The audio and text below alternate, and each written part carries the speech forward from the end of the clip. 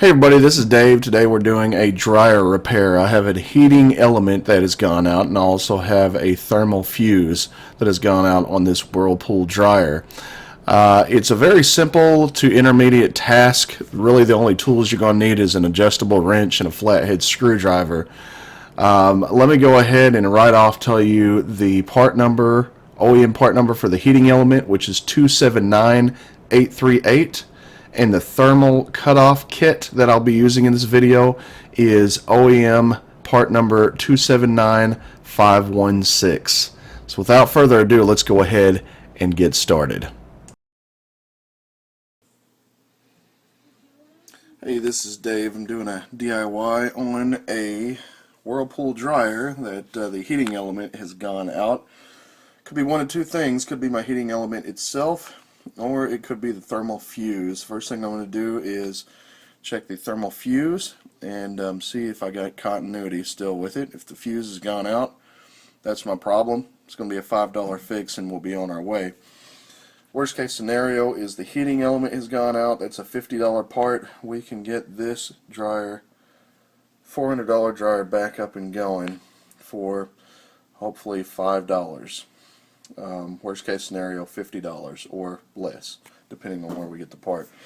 First thing you want to do, locate the 4-prong plug and disconnect it. It's going to look similar to this.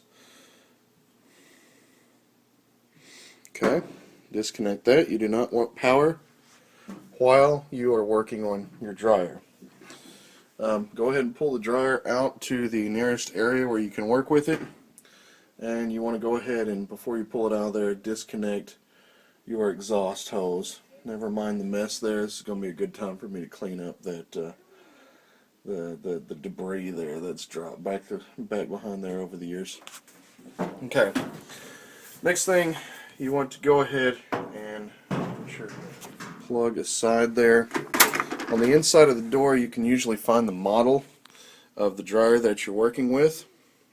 That way you can do a little internet research and figure out what parts you're going to need once you figure out what part has gone wrong.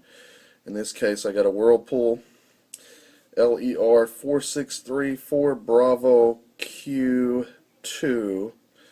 I got my stock number, which is similar to the model number and my serial number there. But it's a Whirlpool.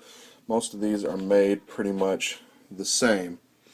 So when I run it, the motor runs just fine. But the heating element never engages.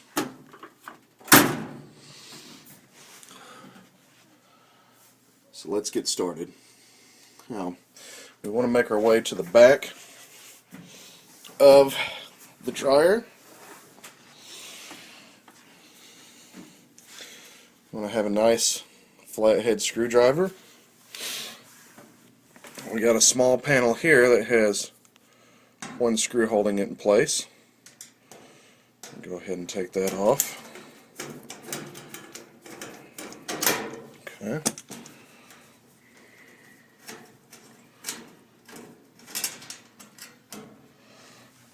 I got a little ball down there with the screws, and the panel is hinged on the left hand side.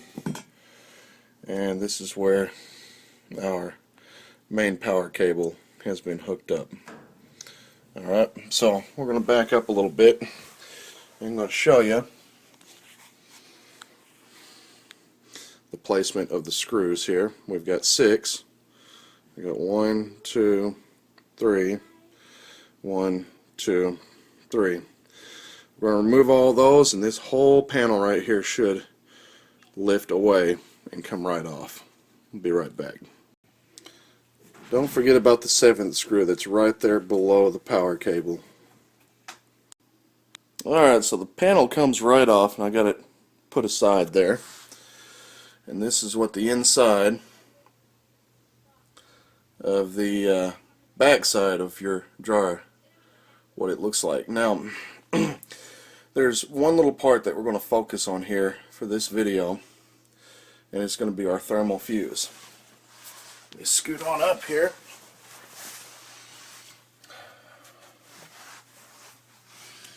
And down here,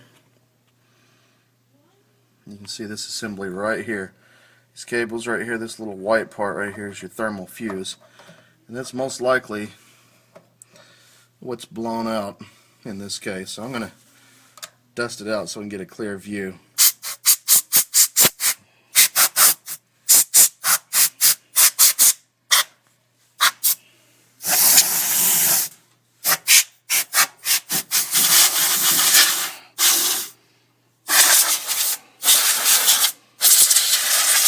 Screw it, I'm just going to dust all these connections off. Anyway, there's our thermal fuse. So we want to disconnect these two leads. Got that lead.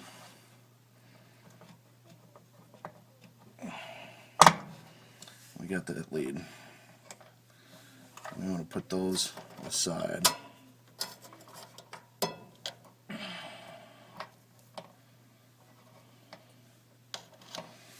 Then we're going to get us a proper tool here. Take off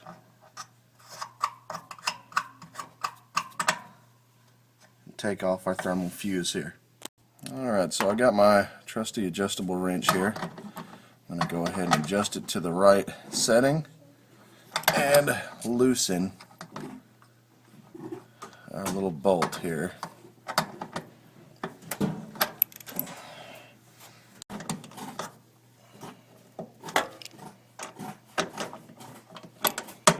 Okay, for the most part I've got that loose, and now I can just kind of hand thread it, and it feels like it's just a metal screw. So we're going to take it out, put the screw aside, and our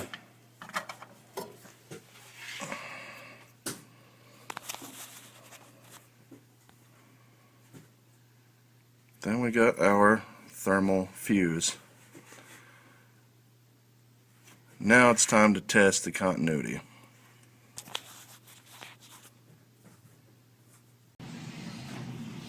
Alright, what we're going to do next, we're going to measure the resistance of our thermal fuse here and see if there's a break within the line here. The way we do that is we start by turning on our digital multimeter here to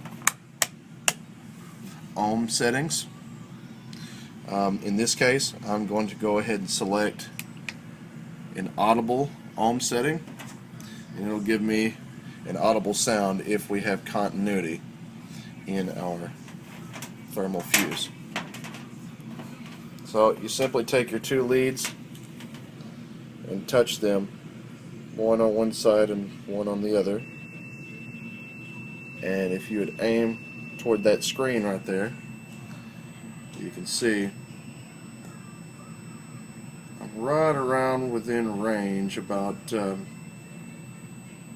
looks like about 0.4, 0.3 ohms. The closer to zero, but the better. But the fact that I'm getting an audible tone here and it's right around in the 0.2 to 0.3 range, I've got continuity. So we've got ourselves a good fuse. Since we've got a good fuse, the next source to check out is the heating element. So we're going to go ahead and disconnect that, and then we're going to check the continuity of our heating element. Alright, once again we're looking at the back side of our dryer unit, and you want to focus on the right hand side here. You got this whole portion, this whole long portion, and this bottom unit here is your heating element. And you've got various wires here that you want to make sure that you keep track of. All of these got to go back in these specific spots. So it would be good to perhaps label these or keep them hooked up before you go ahead and start. So we're going to start by taking this piece off here, and it's held on by a quarter, I believe it's a 1/4 inch nut right here, 1/4 inch nut right here, and this whole assembly should come right off. Then once you do that, the housing is held on by one 1/4 inch nut right there, and then another 1/4 inch nut right there, and the whole housing should drop. So I'm going to go ahead and remove this part, leave the cables connected, and just let it kind of hang down here Then I'm going to loosen these and take this whole housing off.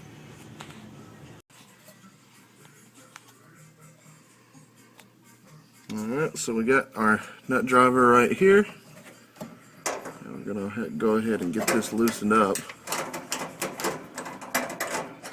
Okay.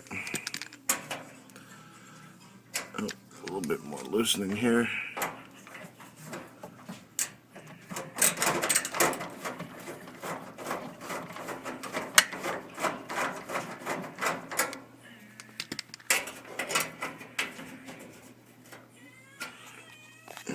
Lovely.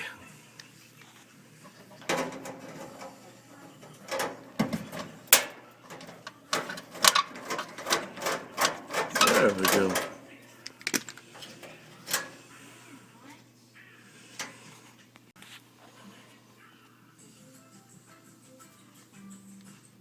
Alright. So we got that out of there. And we're going to take this little element here. And we're going to set it aside. Alright, let's go ahead and get the rest of this housing off. Alright, once you get the 2 1/4-inch screws off of there, the whole housing should just drop. Oh, we got one more at the top here. I almost missed that one. Be sure to take that one off. Okay. Now, we shouldn't have any trouble with it dropping right out. There's our heating element. Let's take a closer look at it. Be sure to remove your cables from the adjacent contacts, and I went ahead and labeled these. I got 2 slashes on one slash on the other, and then I've labeled just the same. I got 1 here, 2 here. You can come up with your own orientation just as long as you don't mix up the cables. That is the whole point. Alright, next we're going to go ahead and check the continuity of our thermostats. We got 2 of them. We got a cycling thermostat. This is our cycling thermostat. It has 4 terminals on it, as you can see. One's for a low temperature heater, and these are going to be our terminals we're going to test the continuity on. We're going to go ahead and do that first. I'm going to set that to audible, and you're going to test the 2 outer terminals. Listen for the tone. So we got continuity there on our cycling thermostat. Now on to our high temp thermostat. I'm going to go ahead and test that one out.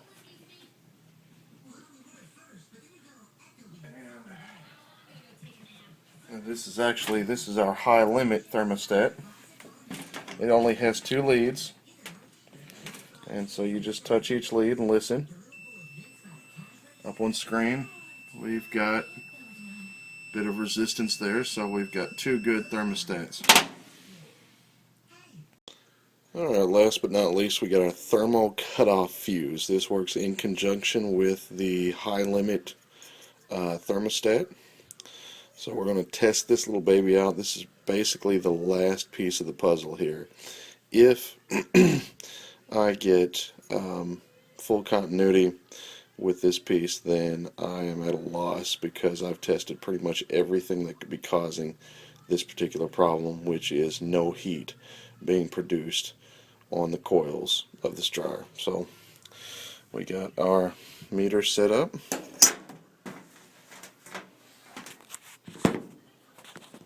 We'll lay us down for a second here,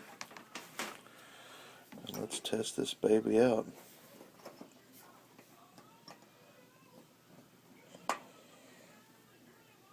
There we go. And yep, I'm getting 0 rating on here, no change whatsoever, which means I've got no resistance, no continuity. As you can see, it has stayed the same, and you heard no beeps. So it looks like our cutoff fuse is bad. Next step, replace the cutoff fuse. This actually comes in a kit with the high limit thermostat. They have to be replaced together. So I will be getting that kit, and in the next segment you will see how to install and replace a high limit thermostat and a cutoff fuse. Until next time. Alright, now we got our replacement parts here, and this actually comes in a kit. So you see it's part number 279816. Before or after this video, I will, most likely before, I will list what dryer types are compatible with this DIY video and with this particular part kit. It does recommend that you replace both the fuse, the cutoff fuse, and the high limit thermostat. So we will be replacing both of these. This was a $25 kit. Very cheap and affordable way to get your jar back up and going. So this is what we got here. We're going to go ahead and break this open, get the new parts out, and install them. And you're basically going to install them in reverse order. Very easily, like I said, be sure to mark your 2 cables here. This is where the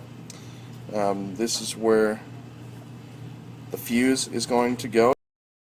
Here is the location of the thermal cutoff fuse. This is where you're going to install it back on the heating element unit, and there is the wiring layout for the thermal cutoff fuse as well. So reinstall it just like you uninstalled it. And last but not least, we're going to move on to putting everything back together and testing the dryer out. Alright, so we got everything reassembled. So just go back through the video. Do everything in reverse order. You got your thermostat back in place. You've got your thermal cutoff back in place, your heating element. I did not mention in this video that the heating element, it's actually an appended video. The heating element did eventually go out months later and I had to replace it, but it's the same concept. Follow this video. Follow the instructions. The heating element that I did remove, I just reinstalled it, like I said, in reverse order of removal shown in this video. At the beginning of the video, there is a part number mentioned for this heating element, and it is a very quick and painless install, just like the rest of the components that are located easily on the back side of this dryer unit. So let's go ahead and shut the door to this baby and test her out. While I was in there, I also replaced the bulb, which had been out for quite some time as well. And you can buy that at any big box utility store. If I can get this thing to focus. Thank you. I'll go ahead and turn her on.